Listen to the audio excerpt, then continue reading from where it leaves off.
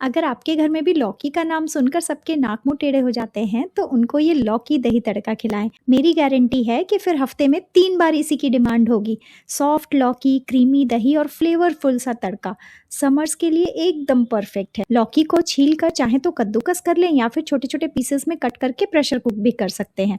Spice mix के लिए oil में डालेंगे जीरा, साबुत धनिया, हरी मिर्च, लहसुन और साथ में मूंगफली डालकर हल्का सा भून लेंगे।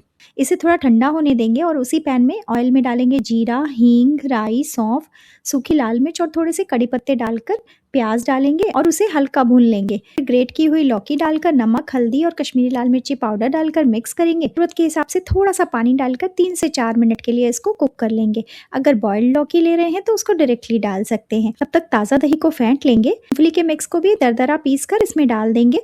हल्का ठंडा हो जाए तो इसमें दही के साथ थोड़ा सा हरा धनिया डालकर राइस, रोटी या फिर मेरी तरह कीनुआ के साथ करें एंजॉय।